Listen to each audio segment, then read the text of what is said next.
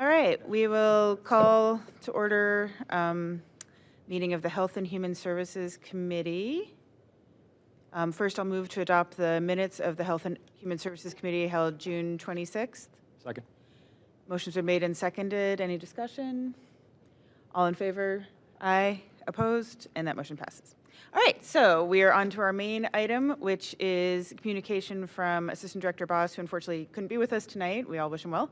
But we do have most of the other members of the Community Health Action Team chat here tonight, including Kate Ingersoll, who I think will be leading us through. Is that correct, Kate? Sorry to put you on the spot, but. I think, yes, Okay. that's the goal. So I'm Dave's stand-in, so I will not be able to do it quite as much justice, but I will do my best. Is it okay to get started then? Okay, great.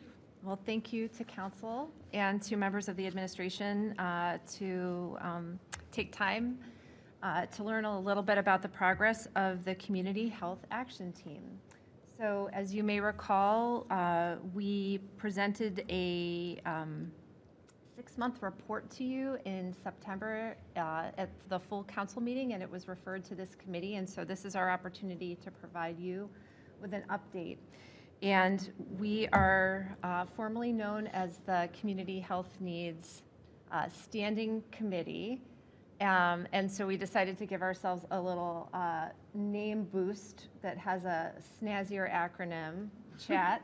So that's how I'll be referring to us in this presentation. And I'm going to go through the PowerPoint that was developed that really provides an overview of the report. But I'm going to ask my colleagues to jump in at any time to elaborate or to inform any of the notes that I'm making here. And just real quick, I should have done this at the beginning. No, Should we introduce? I think we should, yeah, I was just going to actually introduce everybody Yeah, great. here. So the folks that are here are the members of this, the 7 core organizational members. And so each of us represents one of these organizations that make up the chat. And so that includes Dave Boss, who's not here, but is representing the City of Lakewood's Department of Planning and Development. Dave is the chair of our committee. Director Chad Berry and Assistant Director Laura Jaisley of the Department of Human Services. Sarah Keppel is the representative from Lakewood City Council on that committee. The Director of Student Services, Lisa Bruning, who is not here with us, represents the Lakewood City School District. The Lakewood Community Recreation and Education Department is represented by Mark Walter, the Director of Community and District Activities. Kristen Broadbent, the CEO of the Three Arches Foundation, represents that organization, and then I'm here representing the Healthy Lakewood Foundation. And so we are required to provide an annual report, but because we prioritize transparency and regular communication, and we're so excited about everything we've been doing, we just couldn't help ourselves but provide a 6-month update to you all. So I'm going to go ahead and start moving through this. You may recall that the Community Health Needs Assessment was completed in September of 2022. It was a 16-month process that brought us in December of 2022 an action plan. And that action plan was developed using a Charette's model for community feedback on the Community Health Needs Assessment, and it resulted in 48 individual interventions, 168 reactions to the posted content that was made by 39 individuals. And from that action plan, there were 3 main recommendations, and those were set forth as 1, create a permanent CHNA and action plan body, which is what is before you now.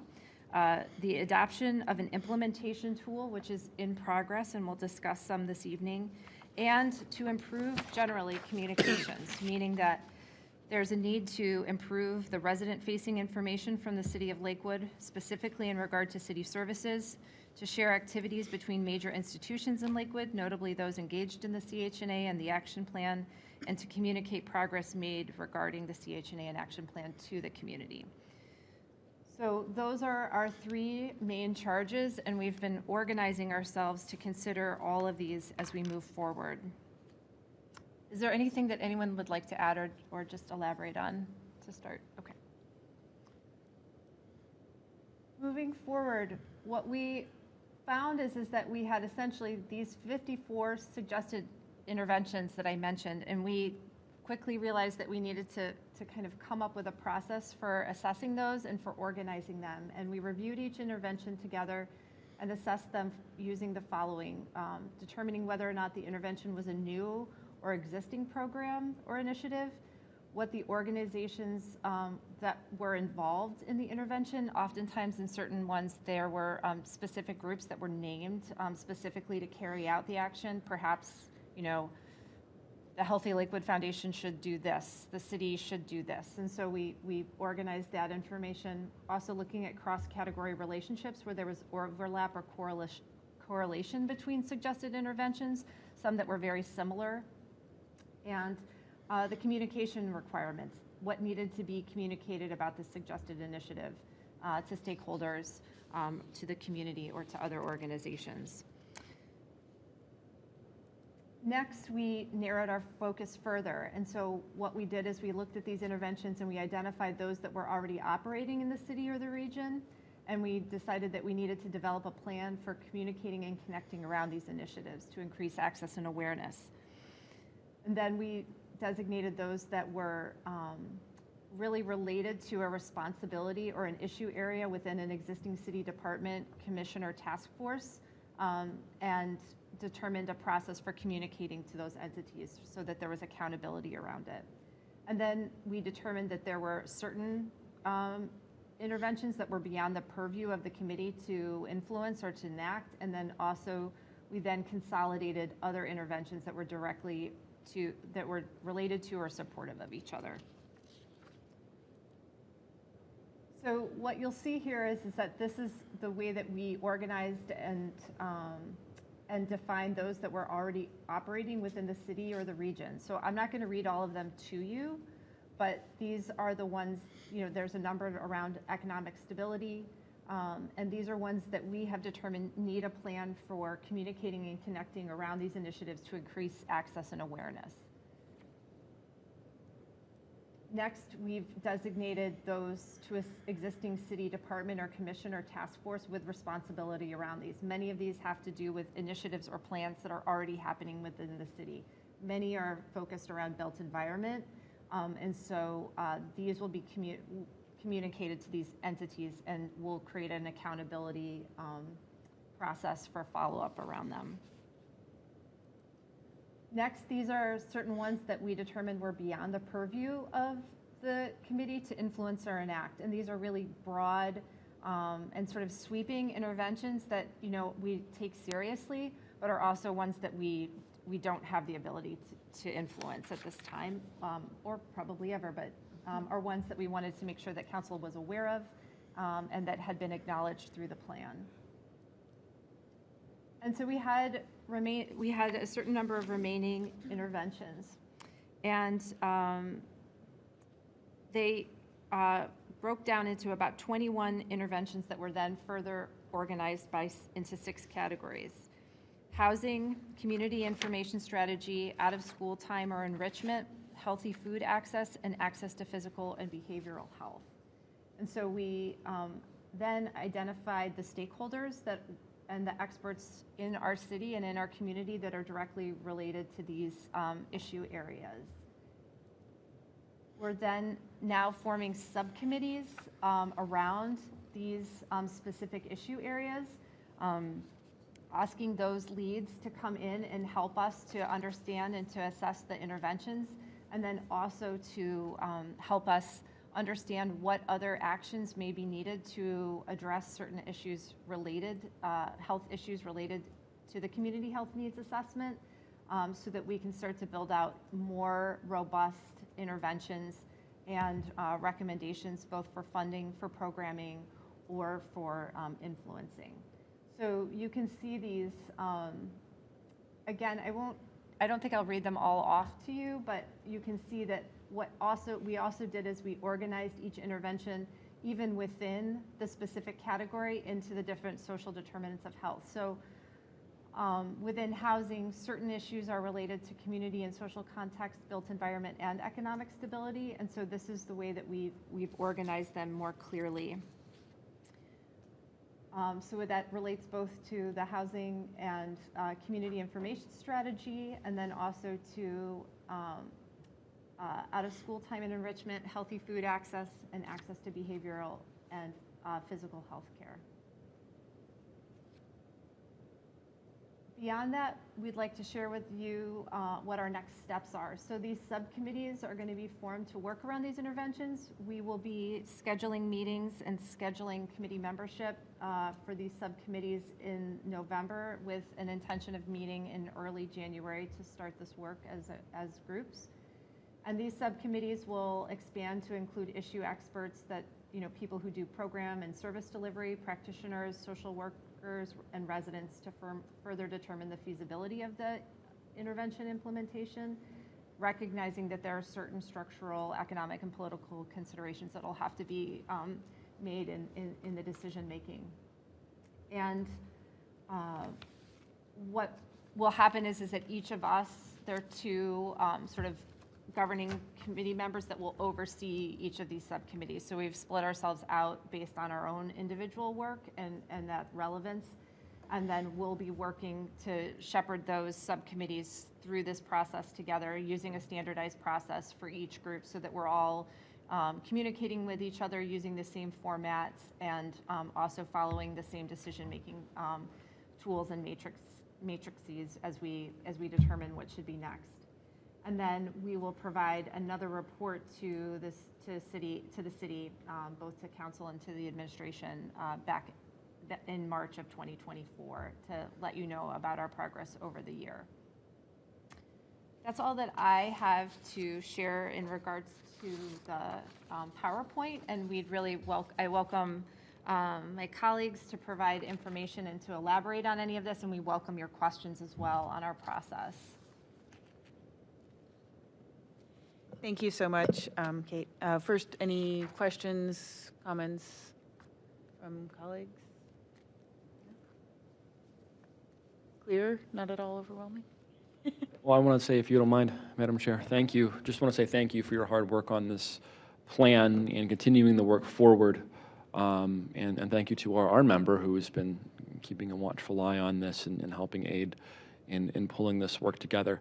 I would be a little bit curious, and maybe this is something like, I don't know if you're going to be able to get into it too much. You know, one thing, some of these individual tasks involve passing into legislation. I'm sure these groups will then focus on that. And one I hone in on immediately, because it's something I've been involved with, is passing of some sort of source of income protection language. Just, can you give me like a brief synopsis of like how these groups will work in the future to kind of bring about, or help to bring about, those types of changes? Because I would imagine they're multifaceted, and I'm sure some of this isn't blocked out yet, but I'm just trying to get a sense of the arc of some of this work.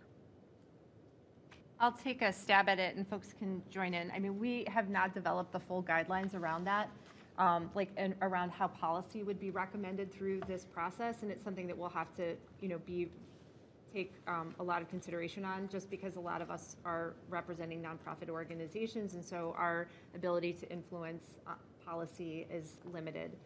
But the goal is to really use these as a forum for exploring issues, and for really recognizing and identifying even further what should be done in this community to address certain problems. So the health needs assessment has told us that there are a range of issues related to housing. And so we can use the forum and the platform that we have to bring in issue experts to further educate us on issues. We would welcome council's participation in that learning. So this is obviously not a closed door process. So wherever there's an opportunity where we can bring in an issue expert, or we can bring in and create kind of a collaborative forum for that learning to understand what would really be impactful in our city. There's no one-size-fits-all formula around this, as you were even saying about the housing decisions that you were making in the Finance Committee meeting. We really want to understand how to provide right-sized recommendations that really can make direct impact for community members. And so I think we're going to be focusing on what we can do to be strategic in these groups to maximize everyone's time and to really make use of the collaborative effort so that we're not just throwing spaghetti at the wall, but that we're really coming up with meaningful recommendations for you to consider. Thank you. And I for one, and thank you, Madam Chair, certainly appreciate and would lead into the sort of more maximalist approach. I think the more allies we have, organized groups as yourselves, working on these issues and bringing us great ideas and even somewhat polished solutions. You know, in my day job, we're often talking to cities across the country about what types of solutions fit, and sometimes you have to offer things pretty well baked before you get anybody to take it seriously. Other times you start with an idea. So I certainly do, again, appreciate and look forward to participating and certainly look forward to having more meetings like this where we have some great policies to move forward with. So thank you, and thank you, Madam Chair. Councilman Bullock. Thank you, Madam Chair, for the hearing and for the expert panel coming in and presenting. This is very ambitious. I'm sure all of you are volunteering 80 hours a week and sleeping on health outcomes data binders under your pillow so it seeps in by osmosis and you can understand how to make a difference. There's so much. What are the metrics that we're keying in on to guide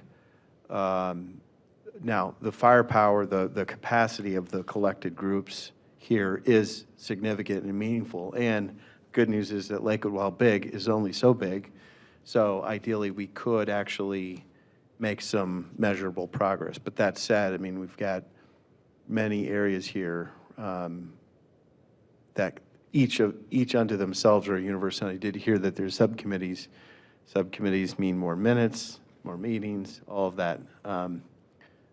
So I'm curious as to your thoughts. Is there one or two or three key metrics that we can use? Well, we did establish kind of a scoring matrix and a scoring process, which will help us in some ways to narrow down. I think that we're going to be revisiting it and looking at the ways in which we might apply it. We would ask for the feedback of the subcommittees first so that we were using kind of a universal scoring system for this. We originally thought about using, because if you look at the action plan that was developed, you'll see that there was a scoring process where certain interventions rose to the top, but we felt like that we weren't ready to assess those, that the governing committee should be the one to do that assessment. We thought we really needed issue experts to come in and really talk to us about what the priorities were as they saw it, and to also allow for more community feedback in it. So we do have a process for prioritization, but exactly how we're going to implement that within the subcommittee still needs to be determined. But you're right, it is ambitious and there's a lot. I mean, we've narrowed it down considerably. We've narrowed down the interventions more than half. So we see that as progress, but we do take the feedback of issue experts really seriously in this next stage so that we can really identify both what is going to have a meaningful impact and what is really outside the scope of what can be accomplished. And also, we're very interested in low-hanging fruit. So we're also, and that is actually some of our evaluation criteria, and I'm happy to explain some of the criteria. But we are recognizing and placing value on certain interventions that can be done quickly for both for morale boosting and for immediate impact. And so we're looking both at the scope of the intervention, the cost of the intervention, whether or not the intervention increases equity. And so equity is weighted heavily. Can you remind me, do you have the other ones in front of us? Of what the other ones? I don't think I have all of them in my brain, but through the action It's plan, good there's a process. number. Yeah. You know, there could Leadership. be Oh, yeah. effectiveness of the intervention. So, for example, smoking cessation, as I understand it, is highly impactful. Maybe it's not low-hanging fruit, but it's worth doing. And when there's success, there's a disproportionate positive impact on health. And that's a medical and behavioral health as opposed to some of these other categories. But that's just one example that comes to mind. So I'm wondering if that we're trying to be strategic somehow in that sense, that Yeah. if we hit on this keystone behavior or deficit, it's going to have a bigger impact beyond just that one issue. Correct. So Laura will read to you the different categories that we identified through this CHNA process of what we would prioritize in assessing each of the interventions. So we had impact on outcomes, so it's basically the overall health and well-being of the Lakewood community and how much it'll be improved. Promotes equity, which Kate talked about. Complementary, like, builds on existing work already in our community, which I think the team could say as we were going through these, there's already been progress in some of these.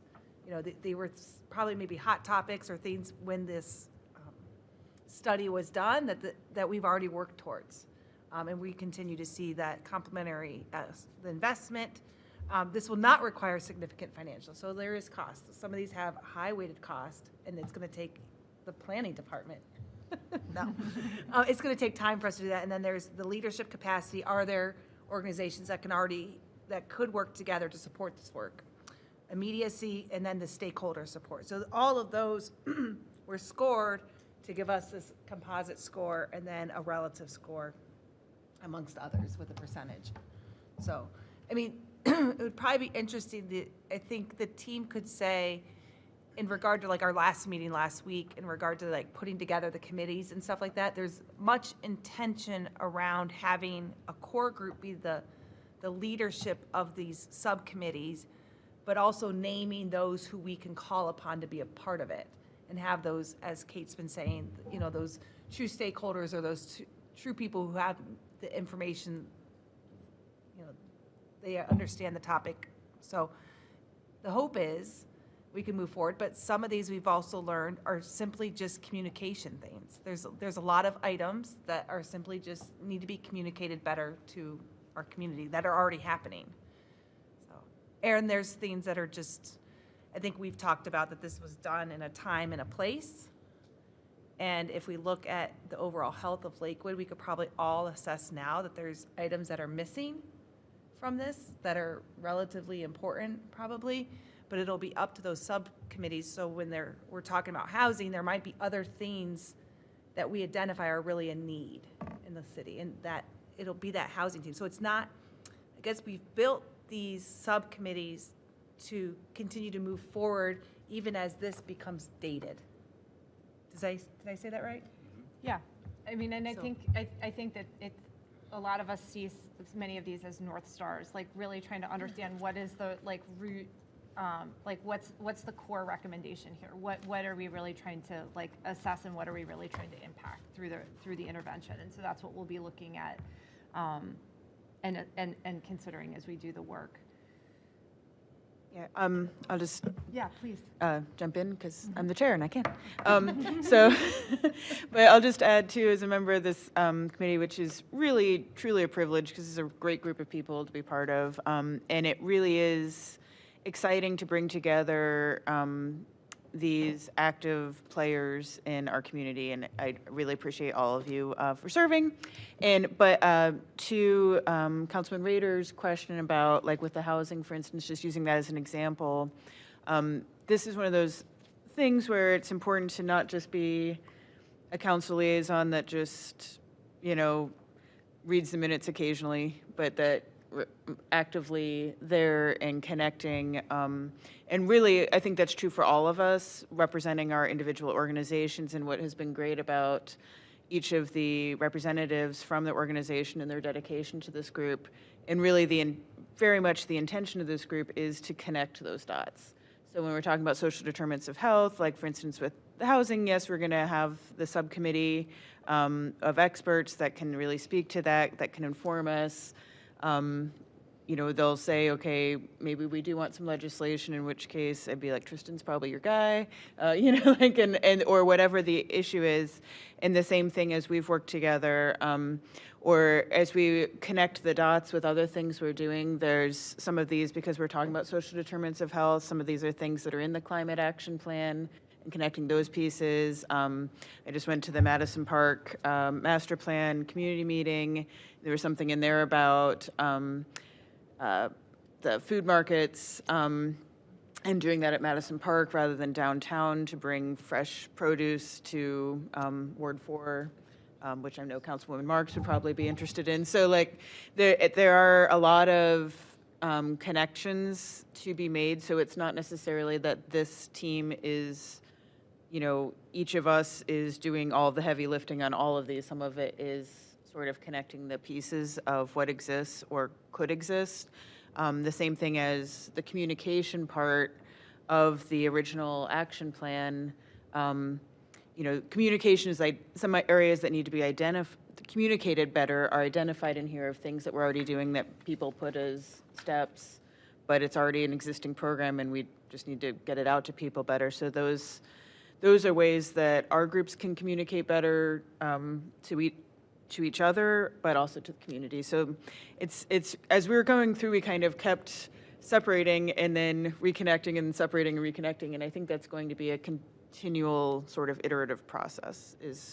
Plus, as once the subcommittees meet, they're going to be identifying, you know, as you go through these areas, some of the experts in those areas are going to be bringing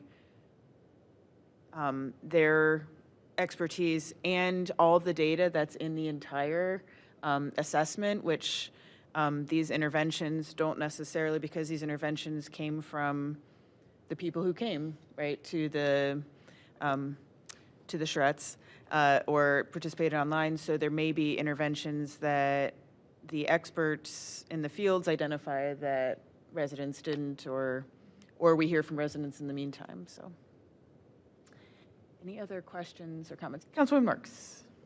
Well, I want to thank you all for being here. It is a great, ambitious project, but one that I think will serve the city of Lakewood very well in the long term. It's really a way of getting into the weeds with what's really going on with the health of our community and how we can really make a difference. So I'm excited about working with all of you, anything that I can do to help, especially being in Ward 4, which is a ward that is greatly in need of so many of these interventions. I just want you to know that I'm there for you, whatever I can do. Thank you again for all your hard work. And thanks, Councilwoman Keppel, for chairing the committee and making sure that we are kept informed. I appreciate that. Baker. Yeah, thank you, Chair, and thank you to everyone here. This is incredibly impressive, particularly as like an interim progress report. You know, when I think about kind of like zones where people are healthier, you think about, is it social infrastructure, is it actual programming, is it neighborly feelings, is it like literally ambient air and what might be like, so there's all these different factors you can have towards health. And the one thing that, you know, I think about my neighborhood, and this is the social infrastructure standpoint, where, you know, one of our neighbors lived till 98 and 97. The other neighbor, you know, they're 93 and 96, and we celebrated them at our block party. And so there's the person who we bought our house from was like, the water there is good. You're going to live forever if you stay in that neighborhood. But as I think about this, you know, I really think if you dig down, and I appreciate this work, and I think it builds on previous work that Human Services has done and a lot of community activism. But if you look at Lakewood as a community as opposed to the region, right? Our MSA is not growing. Our success isn't preordained. I think this is a reason why we've continued to be pretty vibrant, although we have challenges which are identified in this report. And I'm excited to work with all of you to see how we can take some of those ideas into legislation and action. That's what I do, so I want to be a resource for all of you. So please, you know, if you see a need, particularly in the built environment stuff, that's more of the stuff that I work with. But in any way I can be of assistance, please let me know. I would love to help. I did notice that in a lot of this, and I see Mark Walter is here, there's a lot of school involvement, and you know, the kind of keeping the gyms open, you know, working with the Lakewood Library and the school to have more programming. Has this been presented to the school board, or is this kind of explain to me where this is at with not only the schools, but some of our community partners, the library, other organizations in town? Yeah, I don't think we formally have presented to the school board. Superintendent Niedzwiecki certainly has seen the initial report. I don't think she has seen this PowerPoint yet, but the initial assessment and is supportive of both Mrs. Bruning and myself being on the committee. So we'll certainly at one point make sure the school board is well informed of our plan and the work that involves the schools. But, you know, the indicators that are the factors that we have seen are definitely mutually shared goals. So it's not, it came through the assessment, but it's something, all those different areas are areas that the schools have already been highly interested in improving upon. Great. Yeah, because I mean, I think about this, and I think if you have cohesion between groups, you kind of expand your ability to have an effect. And I just look forward to, you know, helping in any way I can to kind of see these ideas, you know. So I think about the Strong Towns approach to really any kind of public service or government, which is find out what, you know, the issues or needs are of people in the community, and then what's the easiest next step you can take, do it now, and then move on to the next easiest next step you can take. So I kind of like to, I'm committing myself to help all of you approach these matters in that way, right? What is the next thing that we can do that's the easiest to get done? Do it, and then evaluate what the next thing is we can do. So thank you, Chair. Thank you for the support.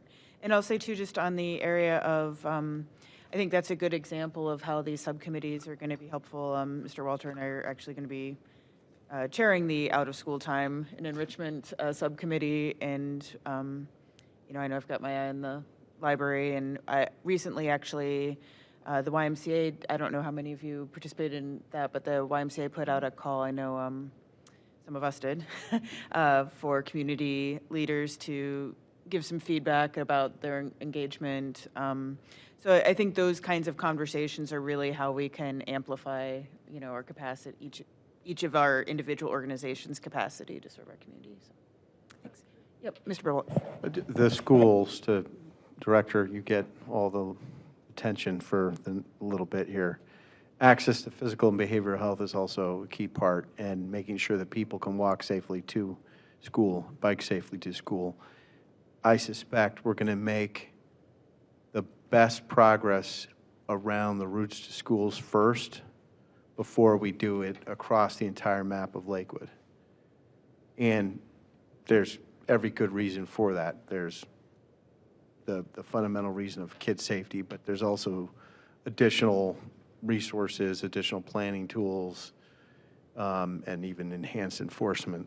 So we could use the school walking routes and biking routes to schools as a way to build out to the entire population for access to physical and behavioral health. You know, and maybe that also kind of overlaps with what the chairwoman just said about the out-of-school time and enrichment. If some of that is physical activity, you know, on a playground or something, or inside a gym, you know, that counts for a lot of important things too. Thanks. All right, any other questions or comments from council members, from administration or chat members?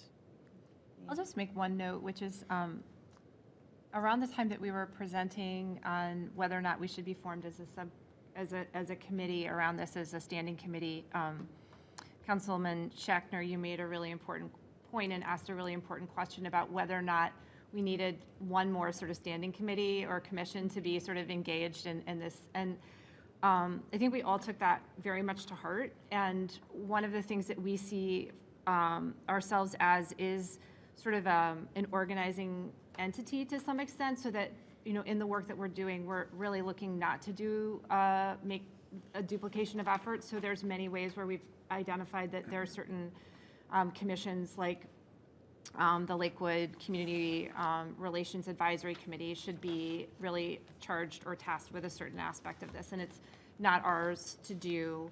And so we're really looking not necessarily to make ourselves like a central clearinghouse for this, but we take that we take that concern very seriously, because in this, you know, we all have limited time, and we recognize that there's a lot of work that's happening in the city to support so many of these efforts. So that expression of support and Councilwoman Kappel's participation is helping us to stay informed, and also with the participation of the schools to stay really informed on what is actually happening, because there's so much work that's actually progressing on so many of these things, and we don't have an interest in making recommendations that are either already happening or that people are working on a specific way, and we're actually confusing issues by sort of either trying to duplicate them or elaborate on them. So that's something that we're paying close attention to, and are making sure that people have the opportunity to tell us, well, that's actually already happening, or this is really the group that should be involved in this, so that we're not appointing ourselves inappropriately. Thank you all so much for being here tonight and for your service on the Community Health Action Team. Look forward to a lot more good work together. Unless anyone else has any further comment or questions. All right, without objection, we're adjourned. Thank you.